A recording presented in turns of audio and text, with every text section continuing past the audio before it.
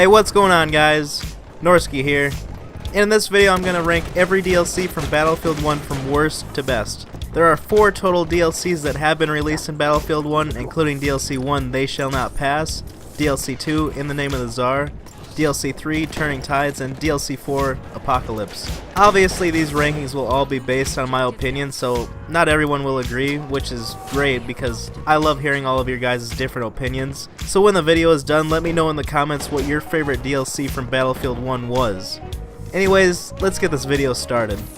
Coming in at the number 4 spot, we have DLC 3, Turning Tides. The first half of Turning Tides was originally released on December 11th, 2017, and the second half was released on January 30th of 2018. The Turning Tides DLC had to have been one of the most different or unique DLCs in Battlefield 1, mainly because of the naval-focused maps and gameplay, along with the addition of the Conquest assault-styled maps. I personally have never been into water-based maps / naval combat-styled maps like Heligoland Bight. I don't mind the map Cape Helles or Zeebrugge, considering Zeebrugge takes place on a carrier-like ship. I would have to say Achibaba was easily the best map from DLC 3 in my opinion. Overall, I would give the maps from DLC 3 a C-, mostly because a lot of the gameplay isn't really my style. Moving on to the weapons from this DLC, we had a few pretty nice additions to the game, including the Farquhar Hill, the M1917 MG, the Type 38 Arisaka, just to name a few. I love using the Farquhar Hill. In fact, it has become one of my go-to weapons. The M1917 is also a pretty nice addition to the game. It's honestly a very underrated gun. The Type 38 Arisaka is also a pretty solid rifle. But as for the other new weapons added into DLC 3 like the M1917 Trench Carbine, the Carcano M91 Carbine, and the Machine Pistol M1912, I really feel like these guns kinda missed the mark. Don't get me wrong, they can be fun to play with sometimes and they are unique in their own right. I just feel DLC 3 had some of the weakest additions overall. As a whole, I would give the DLC 3 weapons a C grade because they did add a few good additions, but they also had a few misses too, especially when you add a couple mediocre pistols to the assault class. I personally really like the vehicles that were added in, like the C-Class airship and the L-Class destroyer. Those vehicles just add more variety and depth, which is a nice touch. Also, I will say the Infiltrator Elite class was a pretty cool addition, but as a whole I think Turning Tides was probably the worst DLC in Battlefield 1 because it had below average maps, except for Achibaba, and also a few poor weapons. They also never added in any new behemoths. I will say it was easily the most unique DLC in Battlefield 1, but that ended up being its biggest downfall. Overall, I give this DLC a C- as a final grade, and that's why it comes in at the number 4 spot. Coming in at our number 3 spot is going to be DLC 4, Apocalypse. Apocalypse was released on February 20th of this year, basically 3 weeks ago to be exact, which was kind of strange considering how fast it came out after the Turning Tides DLC. Like, the Apocalypse DLC came out only 3 weeks later. For me it's strange because it took 5 months for DLC 1 to come out, and around another 6 months for DLC 2 to release, so it might have been kind of rushed, especially with all the bugs and server problems that came with the release. Looking past that, DLC 4 was actually pretty solid. It brought in a couple maps that are primarily dogfights and aerial combat, which fit into the game mode called Air Assault. The 2 maps that feature aerial combat are Razor's Edge, which takes place in the Snowy Alps. It's honestly a gorgeous looking map. The other map is called London Calling. Personally, I'm not very good at flying in Battlefield 1, so I don't really touch this game mode very much, but the thing I really enjoy about Air Assault is the fast-paced action, and it's a fun change. I enjoy playing this mode more than the naval-focused maps, solely based on the much faster-paced action. The maps Caporetto and River Somme continue the trend of Conquest Assault, where one team starts off with all the capture points and the other team starts off with a 300-point lead. Caporetto is probably one of the worst maps in the game just because it's pretty unbalanced overall. Being the attacker on Caporetto can be a nightmare just because it's normally pretty difficult to capture the first flag. River Somme is a much better map, especially for being a Conquest assault map. It's also a much more balanced map overall. This map has a lot of flat farmland, but it also has a ton of trenches for cover, which gives this map a nice happy medium gameplay wise. The last map in DLC 4 is Passchendaele, which is easily my favorite map from the Apocalypse DLC. This map is one of the darkest and grittiest feeling maps in Battlefield 1. This map just gives you an idea of what the atmosphere felt like. It has tons of destroyed buildings, rubble, fire, chaos, and destruction. This map is stunning because of the vibe it gives off, but it's also an amazing map for all-around gameplay. This map is easily the most balanced from this DLC, and it's just a really fun map to play on in my opinion. Overall, the DLC 4 maps are pretty solid. I'm giving the Apocalypse maps a B+ grade. The weapons that came with this DLC are also pretty solid. It includes the RSC SMG, the Howl Automatic, the LMG 08/18, the Ross Mark III, and the M1917 Enfield. The Howl Automatic is a pretty fun gun to use, although it has kind of a funky iron sight. The LMG 08/18 is probably one of the best LMGs in the game right now. The Ross Mark III and the M1917 Enfield are both solid additions. Overall, a couple of the weapons added in through DLC 4 are game changing because of how good they are. I'm giving the Apocalypse weapons a B grade just because there weren't really any bad additions. Again, DLC 4, just like DLC 3, never added in a new behemoth, which isn't that big of a deal, but it's worth mentioning. Last thing to mention is the Livens projector, which is a really cool addition, although if you get caught in the barrage of that stuff, you're pretty much dead. Overall, DLC 4 Apocalypse is a good DLC. Even though it felt kind of rushed, it still was a pretty decent addition to Battlefield 1. My final grade for DLC 4 is a plain Jane B. The second best DLC from Battlefield 1, in my opinion, is DLC 1 They Shall Not Pass. I know some people might disagree with me on this one because there are a lot of people that think this was the best DLC from Battlefield 1. But for me, it's the second best. This DLC released on March 14th of 2017, which is almost a year to the day. At the time, waiting for DLC 1 to release was a long and slow process, because between the release of Battlefield 1 and DLC 1 was a 5-month period with practically no new content except for Giant Shadow, which was a subpar map, and the grenade launcher, which was a cool and gimmicky kind of weapon, but also very subpar. So it was pretty great when this DLC was released. DLC 1 was all focused on the French factions, including the types of weapons, vehicles, and also the locations of the maps.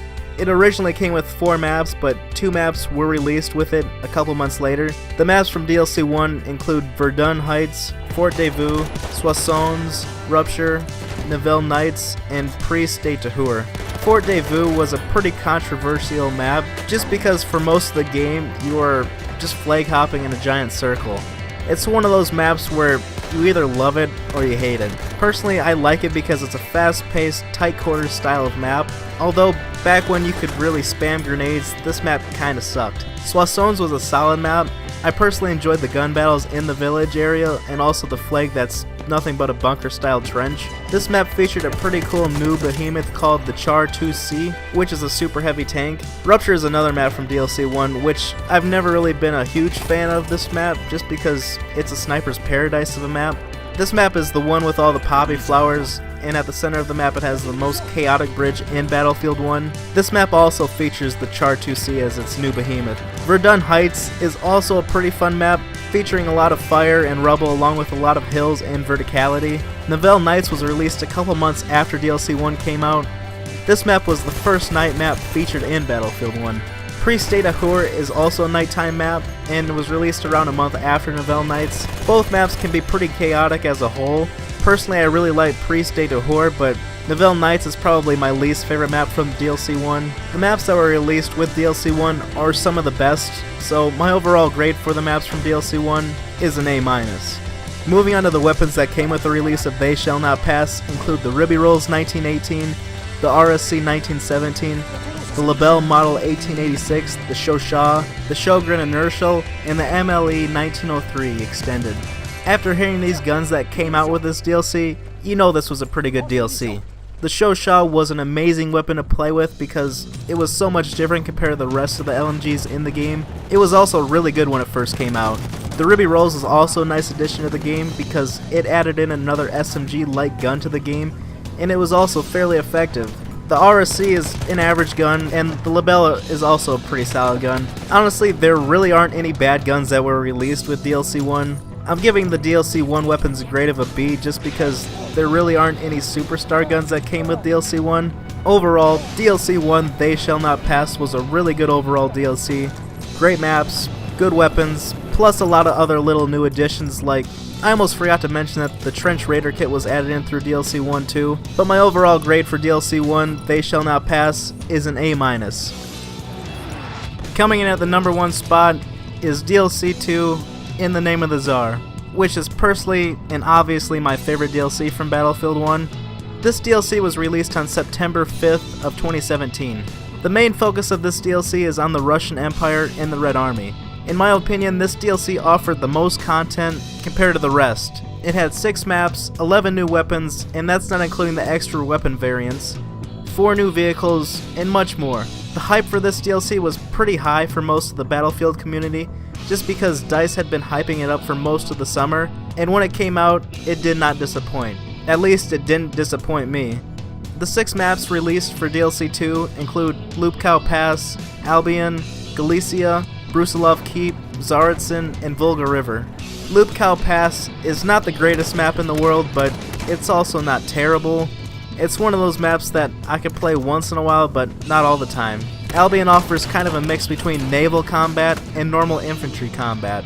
Albion also has to be one of the largest maps in Battlefield 1. Galicia is probably one of my least favorite maps in the game, just because it's so flat and wide open. This map doesn't offer very much cover at all. Tsaritzin is probably my favorite map from DLC 2, and it's one of my favorites in the whole game. Tsaritzin is such a fast-paced and high-action map since it's the smallest Conquest map in Battlefield 1. Volga River is also a great map. It's one of those maps that you can't go wrong with because it offers great all-around gameplay.